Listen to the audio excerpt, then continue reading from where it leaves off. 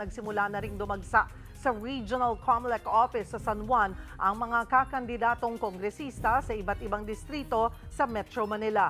Live mula sa San Juan, magbabalita si Mobile Journal Francis Orso. Francis, anong latest dyan? Kanina pa ang umaga, tuloy-tuloy na ang pagdagsa ng mga taga-suporta ng mga tatakbo sa pagkakongresista dito sa may National Capital Region o Metro Manila. Sa ngayon na, Cheryl, ay nasa 8 na ang nag-file ng Certificate of Candidacy dito sa COMELEC Green Hills sa may San Juan City. Unang-una dyan, Cheryl, si Joey Uy for Manila 6th District.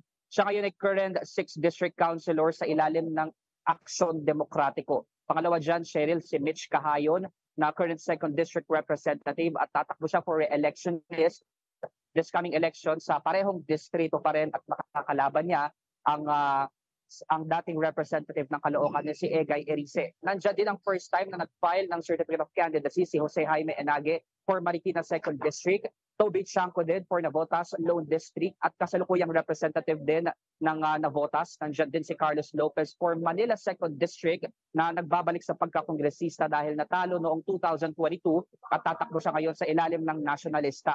Nandiyan din si Johanan Nieto for Manila 3rd District sa ilalim pa rin ng Aksyon Demokratiko. Brian Yamsuan for Parañaque 2nd District na kasalukuyan siya ngayong Bicol Saro Party List Representative at ang as of 11 a.m. si Bernard de la Cruz for Malabon Lone District na current Vice Mayor ng Malabon City. Cheryl. So far, kumusta naman ang seguridad dito sa mga COMELEC offices?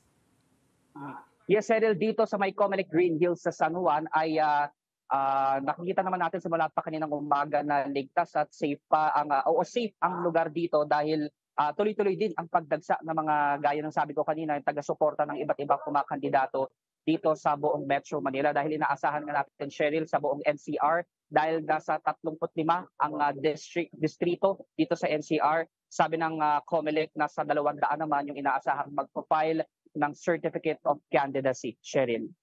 Maraming salamat, Francis Orso.